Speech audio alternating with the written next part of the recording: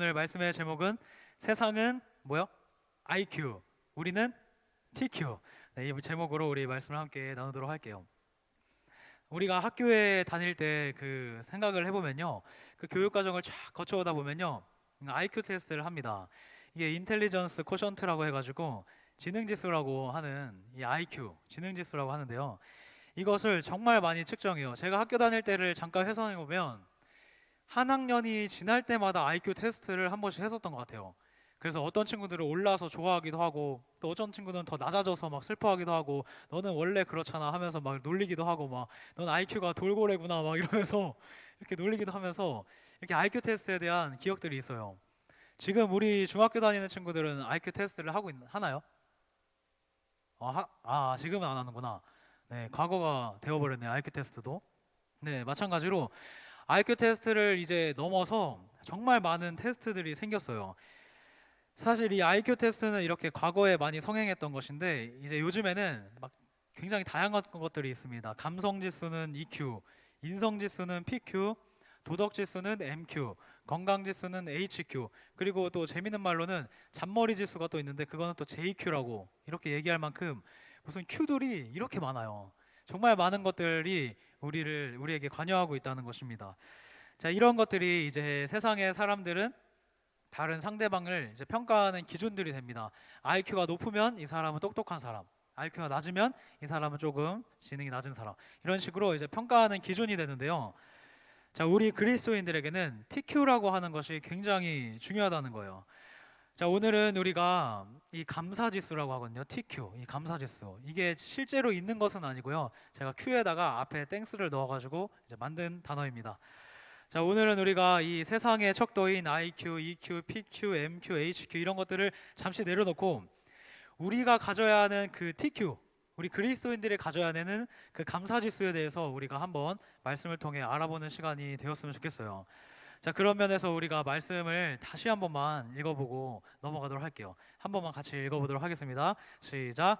항상 기뻐하라, 쉬지 말고 기도하라, 범사에 감사하라. 이것이 그리스도 예수 안에서 너희를 향하신 하나님의 뜻이니라. 아멘. 이 말씀은요, 굉장히 유명한 말씀 그 구절 중에 하나라서 적어도 10번 이상씩 또 몇십 번씩 들어봤을 만한 이런 구절입니다.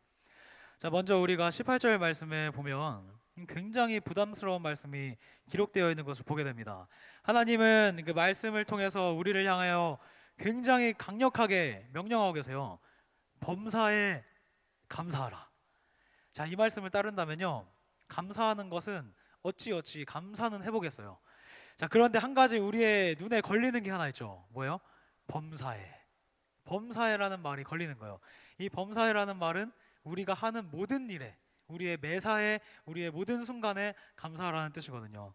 야, 이걸 보니까 이 범사에라는 수식어가 붙게 되니까 왠지 모르는 부담감이 우리 안에 들게 됩니다. 자, 왜냐하면 이 말씀을 우리 각자의 삶에 조금 더 자세하게 깊이 있게 가져와 가지고 조금만 진지하게 생각해 보면, 야, 이것이 지키기 쉽지 않은 말씀이라는 것을 우리는 금방 알 수가 있어요. 자, 아무리 공부해도 성적이 오르지 않고 친구들에게 또 괴롭힘을 당하는 그런 상황에 있다면 우리 입에서 감사가 나올 수 있을까요? 준호야, 감사가 나올 수 있을까? 그런 상황에서 그거 쉽지 않겠죠. 또는 오랜 지병을 가지고 하나님 앞에 부르짖었음에도, 기도하고 부르짖었음에도 오히려 그 병이 점점 더 깊어져만 간다면 그 입에서 감사가 나오기는 쉽지 않을 것입니다. 또 취업 준비생 같은 경우는 이력서를 몇 통씩 가지고 다니면서 여기저기 넣으면서 취직을 해보려고 하는데 면접 한 번도 해보지 못하고 계속해서 떨어지기만 한다면 마찬가지로 그런 상황에서 감사하기란 정말 쉽지 않을 거예요. 만약에 우리가 그런 상황을 겪게 되었다면, 야, 정말 나도 또 우리도 감사하기 쉽지 않은 상황일 겁니다. 자, 오늘의 말씀은 우리가 이런 입장이 될 수도 있다는 것을 생각하면서 들으면 조금 더 깊이 있게 다가올 수 있을 거예요. 자, 그렇게 생각하면서 이 말씀을 딱 듣기 시작하면 이제 얘기가 달라져요. 네, 맞습니다. 이 말씀은 현실성이 없는 말씀입니다. 하루에도 몇 번씩 우리 입에서는 불평이 나오고요.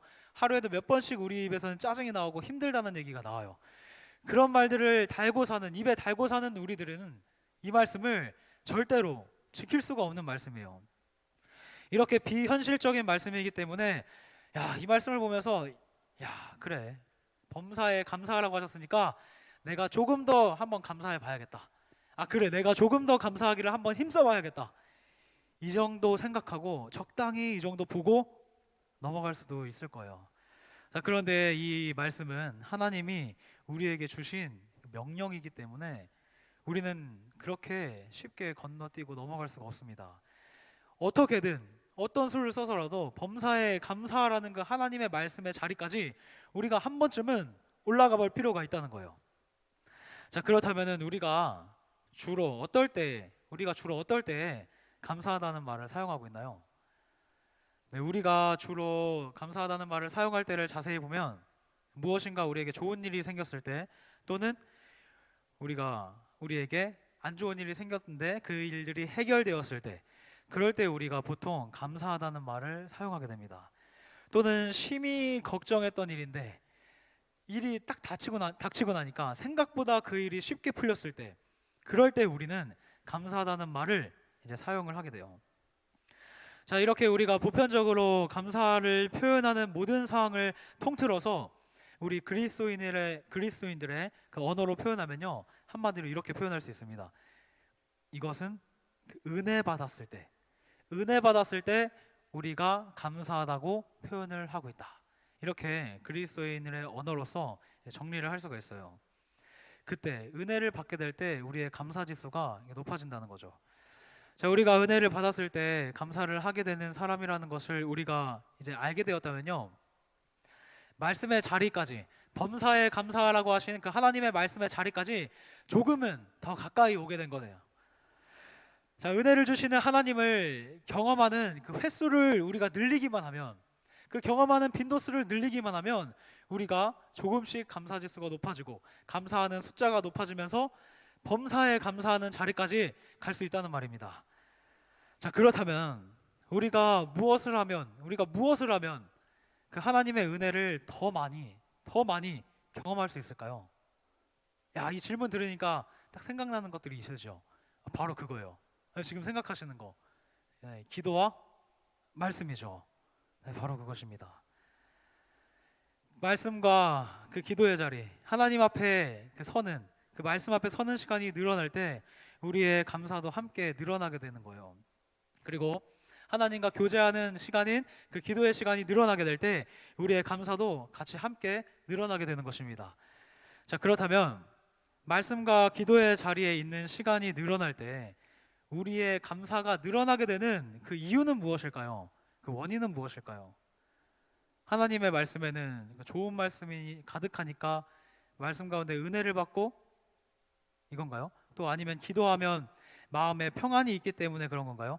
만약 이런 생각이 우리 가운데 먼저 딱 떠올랐다면 우리는 굉장히 현대화되어 있는 거예요. 왜냐하면 말씀을 봤을 때 은혜를 받아서 우리의 감사지수가 높아진다면 좋은 책들, 감동받을 만한 책들이나 시집을 읽어도 우리의 감사지수는 높아질 수가 있습니다. 마찬가지로 기도를 해서 마음에 평안함이 왔기 때문에 감사지수가 높아진다면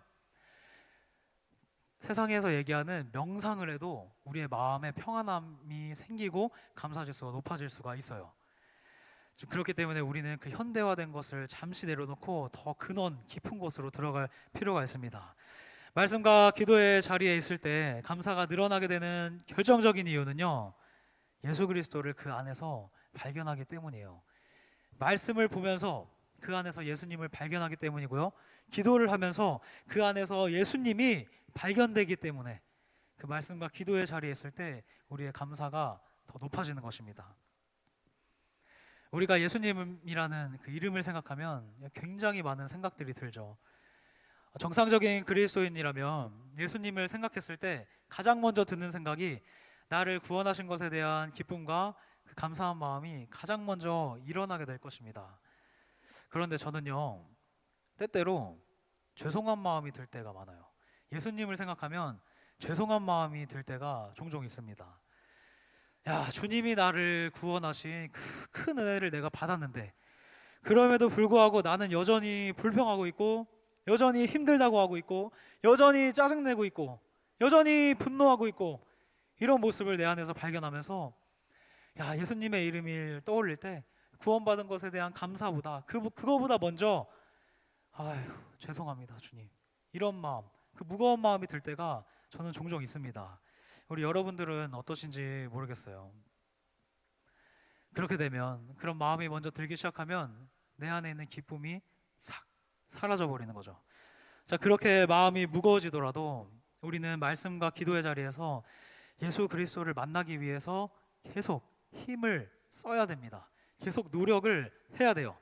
자, 말씀 가운데 나를 위해 죽으신 그 예수님을 우리가 다시 만나게 된다면요, 우울해했고 불안해했고 두려워했고 그 무거웠던 그 마음들을 가지고 살았던 나의 가치가, 그렇게 눌려서 살았던 나의 가치가 어느 정도인지 다시 깨달을 수 있는 기회를 얻게 되는 것입니다.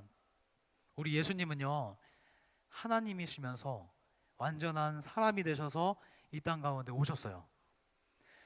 지금 우리가 나가서, 지금 아무데나 나가서 이제 어떤 가게에 아무데나 들어가서 이제 아르바이트를 한다고 한번 생각을 해볼게요. 한 시간을 우리가 일하면은 최저 시급인 약 8,500원 정도를 우리가 벌 수 있을 겁니다. 자, 그리고 우리 중에 이제 지선자매님처럼 직업이 있으시거나 몬지처럼 특기, 피아노를 가르칠 수 있는 특기가 있는 사람은 그 자기의 전문성을 사용해 가지고 또 조금 더 높은 시급을 받을 수가 있겠죠. 자, 그 세상에서는 이렇듯이 얼만큼의 돈을 벌 수 있느냐, 그리고 연봉이 어느 정도냐, 이런 것이 그 사람의 가치가 되어버리는 것이 지금의 우리가 살아가는 이 현대 사회예요. 자, 이 현대 사회에서 한 획을 긋고 있는 그 최고의 투자자라고 불리는 워렌 버핏이라는 사람이 있는데요, 이 사람은 재테크에 굉장히 뛰어난 사람이거든요. 그래서 사람으로 그 재테크에 뛰어나서 그 지능으로 자신의 재산을 2,300배나 늘린 사람입니다. 2,300배. 준아요, 너 10,000원은 있지, 용돈. 세민이도 용돈 10,000원은 있지. 성진이도 있지. 다 10,000원 다 있죠, 우리는. 이걸 2,300배만 늘려도 2,300만 원이에요. 야, 이 사람은 얼마나 갖고 있었는데 얼마나 늘어났는지 제가 기사를 보니까요, 그가 갖고 있던 재산이 조금 최고조에 달았을 때 95조 원을 갖고 있다고 합니다. 야, 95조 원. 95조 원이 얼마나 큰지 감이 잘 안 오잖아요. 야, 1조 원을 우리가 갖고 있다고 생각했을 때 1조라는 숫자를 우리가 1, 2, 3, 4, 5, 6 이렇게 해가지고 1조라는 숫자를 세는데 약 100년 정도가 걸린다고 하거든요. 그런데 이 사람은 95조 원을 갖고 있는 거예요.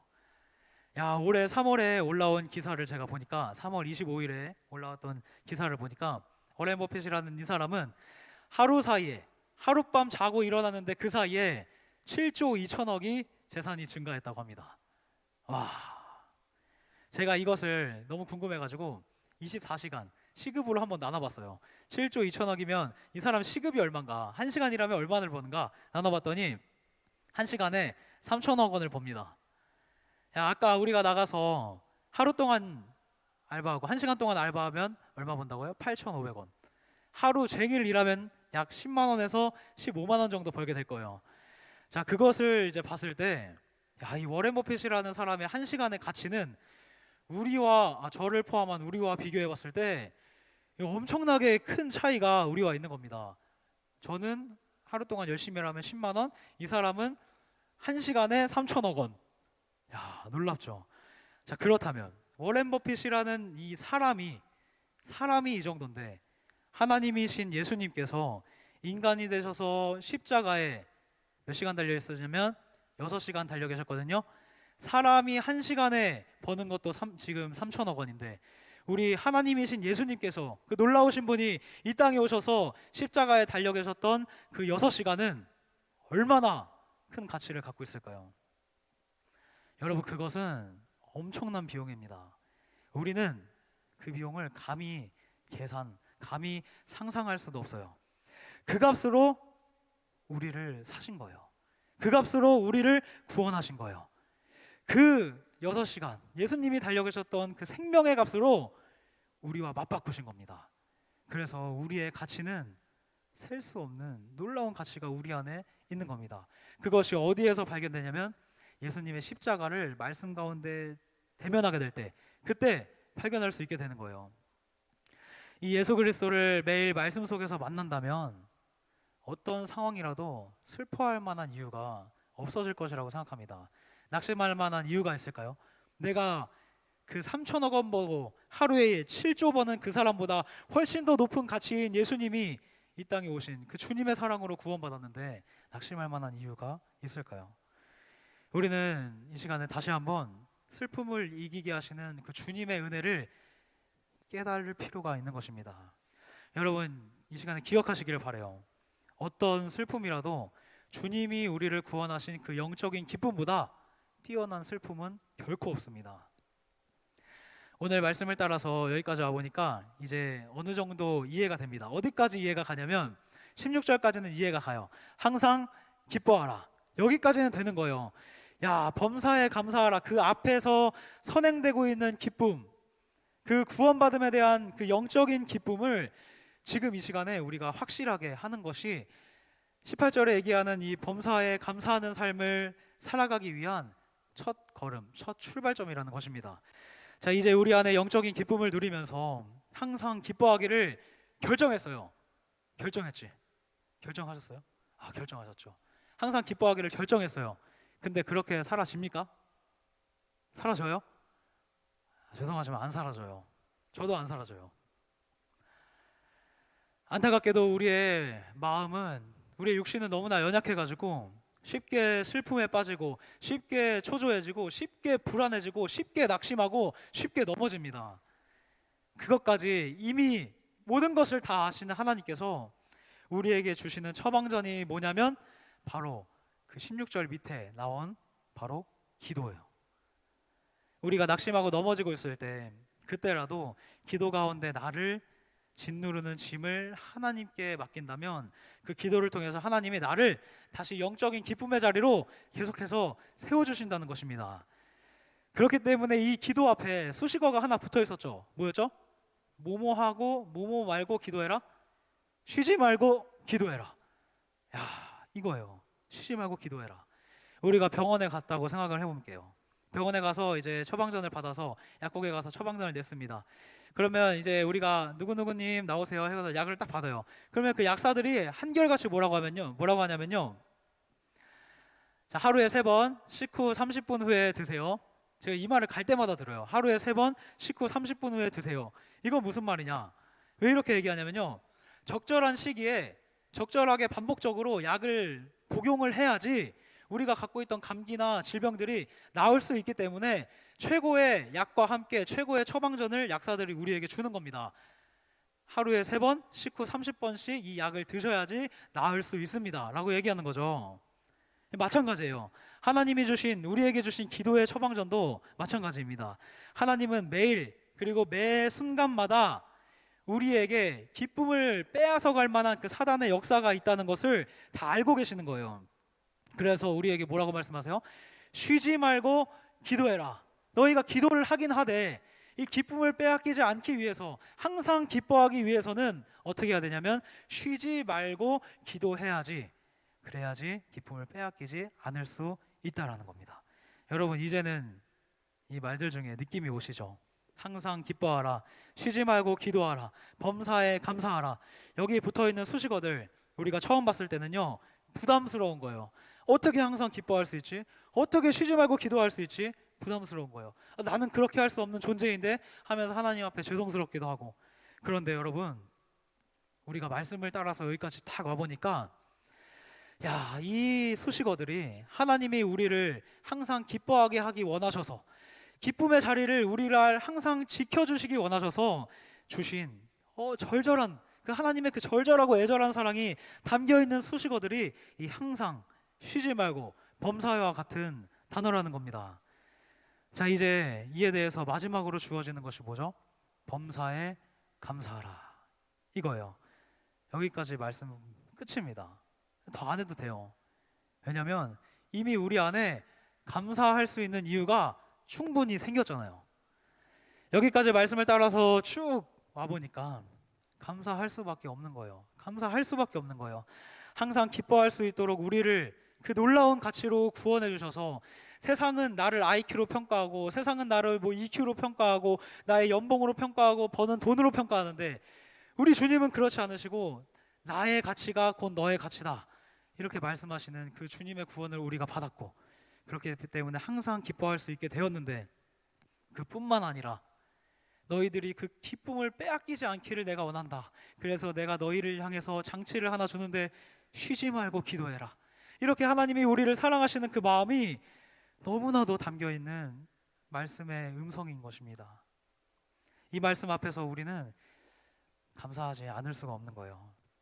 우리가 오늘 특별히 추수감사절을 보내면서 이제 다시 한번 한 주간을 살아갈 텐데요, 오늘을 계기로 우리가 주님이 주시는 그 영적인 기쁨 안에서 그 범사에 최고의 감사지수를 유지하는 우리 모두가 될 수 있기를 우리 예수 그리스도의 이름으로 축복합니다.